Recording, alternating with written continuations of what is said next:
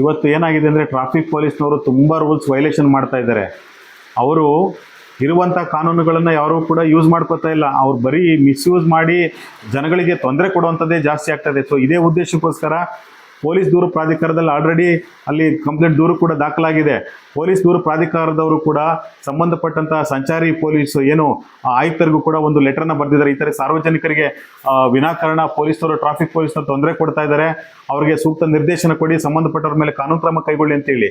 So ಅದಕ್ಕೋಸ್ಕರ ಪೊಲೀಸ್ನವರು traffic ಪೊಲೀಸ್ನವರು ಇವತ್ತೇನು ಲಂಚ ಕೇಳೋದು, ಆಮೇಲೆ ವಿನಾಕಾರಣ ರಸ್ತೆದ ಮಧ್ಯದಲ್ಲೇ ಹೋಗಿ ಗಾಡಿಗಳನ್ನು ಹಿಡಿಯುವಂಥದ್ದು ತಡೆಯುವಂಥದ್ದು ಮಾಡೋಕ್ಕೆ ಅವಕಾಶ ಇಲ್ಲ. ಸೊ ಇದೇ ಒಂದು ವಿಚಾರಕ್ಕೆ ಸಂಬಂಧಪಟ್ಟ ಹಾಗೆ ಮೊನ್ನೆ ಒಂದು ಘಟನೆ ಆಯಿತು.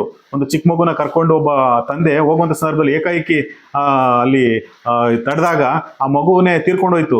ಸೊ ಯಾರು ಜವಾಬ್ದಾರು? ಏನು ಪ್ರಾಣಗಳೇ ಹೋಗುವಷ್ಟು ರೀತಿಯಲ್ಲಿ ಇವರು ವರ್ತನೆ ಮಾಡ್ತಾರೆ ಅಂತಂದರೆ ಇವ್ರ ದೌರ್ಜನ್ಯ ಎಷ್ಟಾಗ್ತಾ ಇದೆ. ಸಾರ್ವಜನಿಕರಿಗೆ ತೊಂದರೆ ಕೊಡಬಾರ್ದು. ಈಗ ಅವ್ರಿಗೆ ಏನು ಮಾಡಬೇಕು? ನೋಟಿಸ್ ಕೊಡಲಿ. ಅವ್ರ ಡಾಕ್ಯುಮೆಂಟ್ಸ್ ಇಲ್ವಾ? ನೋಟಿಸ್ ಕೊಡಿ. ಅವರು ಪೊಲೀಸ್ ಸ್ಟೇಷನ್ಗೋ ಅಥವಾ ಅಲ್ಲಿ ಕೋರ್ಟಲ್ಲೋ ಒಂದು ಅದೇನಿದೆ ಫೈನ್ ಕಟ್ಟಿಸ್ಕೊಳ್ತಾರೆ. ಅದು ಬಿಟ್ಟು ಕೀ ಕಿತ್ಕೊಳ್ಳುವಂಥದ್ದು, ಮಧ್ಯೆ ಮಧ್ಯೆ ಏಕಾಏಕಿ ಹೋಗಿ ತಡೆಯುವಂಥದ್ದು. ಸೊ ನೀವು ಮಾಡುವಂಥ ಒಂದು ಈ ಕೃತ್ಯಗಳಿಗೆ ಬೇರೆ ಸಾವಾರಿಗೂ ಕೂಡ ತೊಂದರೆ ಆಗ್ತಾ ಇದೆ. ಸೊ ಆಮೇಲೆ ಅವ್ರ ಜೀವಕ್ಕೆ ಧಕ್ಕೆ ಆಗ್ತದೆ. ಸೊ ಅವ್ರಿಗೆ ಜೀವಕ್ಕೆ ಧಕ್ಕೆ ಆಗೋ ರೀತಿಯಲ್ಲಿ ನೀವು ಕರ್ತವ್ಯ ಮಾಡಿ ಅಂತ ಎಲ್ಲೂ ಕೂಡ ಯಾರೂ ಕೂಡ ನಿಮಗೆ ಹೇಳಿಲ್ಲ, ಕಾನೂನಲ್ಲೇ ಇಲ್ಲ.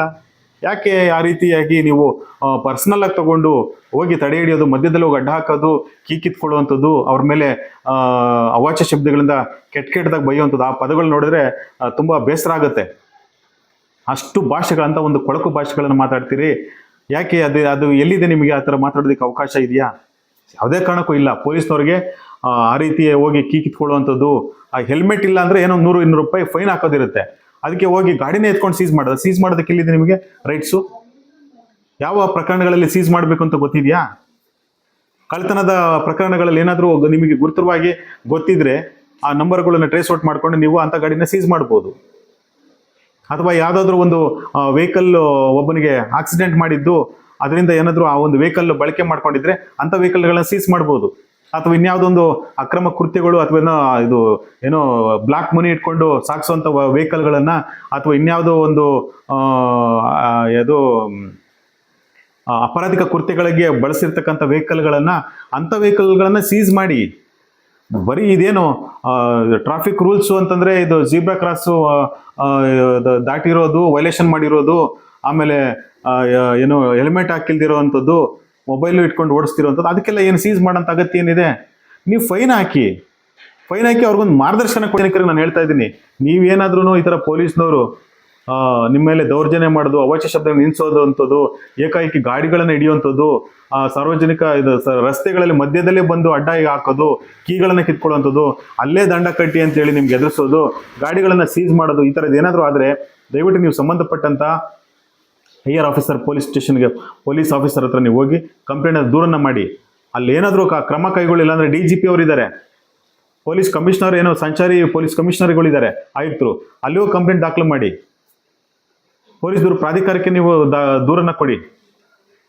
ಸೊ ಅವ್ರ ಮೇಲೆ ಸೂಕ್ತ ಕ್ರಮವನ್ನು ಕೈಗೊಳ್ಳೋದಕ್ಕೆ ಅವಕಾಶ ಆಗುತ್ತೆ. ಸೊ ಯಾವುದೇ ಕಾರಣಕ್ಕೂ ಸಾರ್ವಜನಿಕರಿಗೆ ಪೊಲೀಸ್ ದೂರು ತೊಂದರೆ ಕೊಡುವ ಹಾಗಿಲ್ಲ.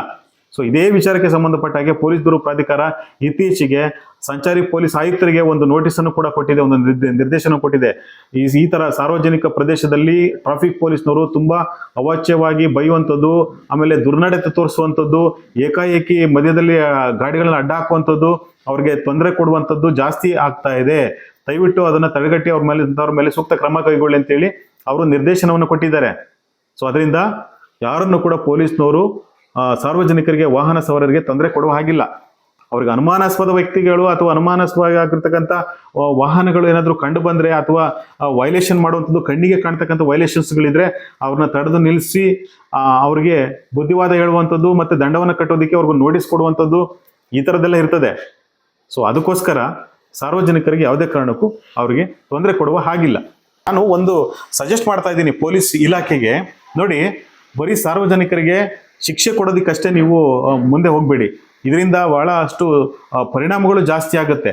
ಯಾಕಂದರೆ ಜನಗಳಿಗೆ ಆ ಶಿಕ್ಷೆ ಪ್ರಮಾಣ ಏನಿದೆ ಒಂದು ಅವೇರ್ನೆಸ್ ಕೊಡಿ. ಎಲ್ಲಿ ಕೊಡ್ತಾ ಇದ್ದೀರಿ? ಶಿಕ್ಷಣ ಕೊಡಿ. ಬರೀ ಶಿಕ್ಷೆ ಕೊಡೋದಷ್ಟೇ ನೀವು ಮಾಡ್ತಾ ಇದ್ದೀರಿ ಬಿಟ್ಟರೆ ಶಿಕ್ಷಣ ಕೊಡ್ತಾ ಇಲ್ಲ. ಎಷ್ಟು ಜನಕ್ಕೆ ಕಾನೂನು ಗೊತ್ತಿದೆ ಹೇಳಿ? ಕಾನೂನಲ್ಲಿ ಇದೆ ಏನಂತ? ಕಾನೂನು ಏನು ignorance of law should not be excused ಅಂತ ಇದೆ. ಅಂದರೆ ಕಾನೂನಿನ ಅರಿವು ಇಲ್ಲದೆ ಇದ್ರೆ ಅವನಿಗೆ ಕ್ಷಮಾಪಣೆಗೆ ಅರ್ಹನಲ್ಲ, ಕ್ಷಮಾಪಣೆ ಕೇಳೋದಕ್ಕೆ ಸಾಧ್ಯನೇ ಇಲ್ಲ ಅಂತ, ಅವನಿಗೆ ಶಿಕ್ಷೆ ಕಟ್ಟಿಟ್ಬಿಡ್ತಿ ಅಂತ. ಅಂದರೆ ಕಾನೂನು ತಿಳ್ಕೊಂಡಿರ್ಬೇಕು ಅಂತ. ಒಂದು ಕಡೆ ಆ ರೀತಿ ಹೇಳಿದಾಗ ನೀವು ಕಾನೂನು ಅವರಿಗೆ ಜನಗಳಿಗೆ ಅವೇರ್ನೆಸ್ ಕೊಡೋದು ಯಾರು?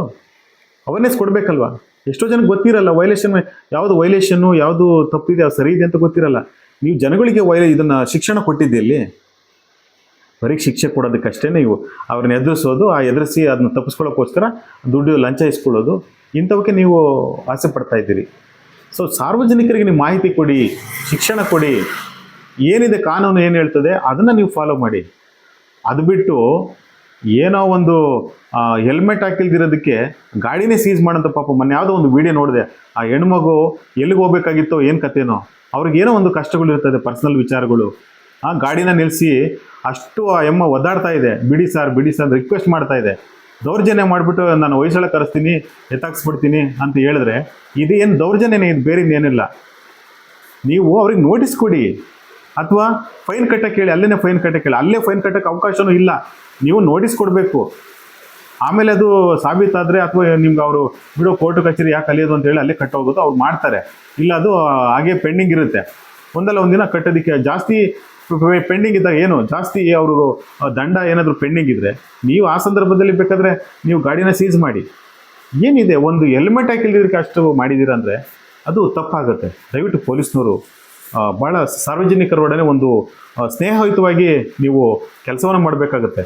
ಇವತ್ತು ಸ್ನೇಹ ಏನು, ನಾನು ಅದೇ ಹೇಳ್ತಾ ಇದ್ದೀನಿ, ಪೊಲೀಸ್ನವರು ಈ ರೀತಿ ಯಾವುದೇ ಕಾರಣಕ್ಕೂ ನೀವು ದೌರ್ಜನ್ಯ ಎಸಗುವಂಥದ್ದು, ಅವಾಚ್ಯ ಶಬ್ದ ನಿಲ್ಲಿಸುವಂಥದ್ದು, ಮಾನವೀಯತೆ ಕಳ್ಕೊಬೇಡಿ. ಇದು ನೋಡಿ, ಜನಸ್ನೇಹಿ ಪೊಲೀಸ್ ಅಂತ ಇದೆ. ಎಲ್ಲಿದೆ ಜನಸ್ನೇಹಿ? ಜನಗಳ ಹತ್ರ ನೀವು ಯಾವ ರೀತಿ ನೀವು ಸ್ಪಂದನೆ ಮಾಡ್ತಾ ಇದ್ರಿ, ಯಾವ ರೀತಿ ನೀವು ವ್ಯವಹರಿಸ್ತಿದ್ದೀರಿ ಅವರ ಜೊತೆಲಿ? ಜನಸ್ನೇಹ ಇದ್ದೀರಾ ಇವತ್ತು? ಜನಗಳು ಇವತ್ತು ಒಂದು ಕಂಪ್ಲೇಂಟ್ ಕೊಡೋದಕ್ಕೆ ಎದುರ್ತಾ ಇದ್ದಾರೆ ಪೊಲೀಸ್ ಸ್ಟೇಷನ್ಗಳಲ್ಲಿ. ಅವ್ರಿಗೆ ಅನ್ಯಾಯ ಆದರೂ ಕೂಡ ಕಂಪ್ಲೇಂಟ್ ಕೊಡೋದಕ್ಕೆ, ಯಾಕೆಂದ್ರೆ ಅಲ್ಲಿ ಹೋಗಿದೆ ನೀವು ಇಲ್ಲಿಸಲ್ಲದು ಮಾತಾಡೋದು, ಬೈಯೋದು, ನೀವೇನೇ ಕೆಟ್ಟದಾಗಿ ಅವಾಚ್ಯ ನಿಲ್ಲಿಸೋದು, ಎದುರಿಸೋದು, ಈ ಥರ ಇದ್ದಾಗ ಅವ್ರಿಗೆ ಸತ್ಯನ ಹೇಳೋದಕ್ಕೆ ಎದುರ್ತಾ ಇದ್ದಾರೆ ಇವತ್ತು. ನೊಂದಂಥವರು ಬಂದು ಪೊಲೀಸ್ ಸ್ಟೇಷನ್ ಕಂಪ್ಲೇಂಟ್ ಕೊಡೋಕ್ಕಾಗ್ತಾ ಇಲ್ಲ, ಅಂಥ ಒಂದು ಪರಿಸ್ಥಿತಿ ಇದೆ. ಜನಸ್ನೇಹಿ ಪೊಲೀಸ್ ಎಲ್ಲಿದೆ ಹಾಗಾದರೆ? ಸೊ ಇದ್ರ ಬಗ್ಗೆ ಒಂದು ವಿಚಾರ. ಈಗ ಈ ಥರ ಏನಾದ್ರೂ ಸಾರ್ವಜನಿಕ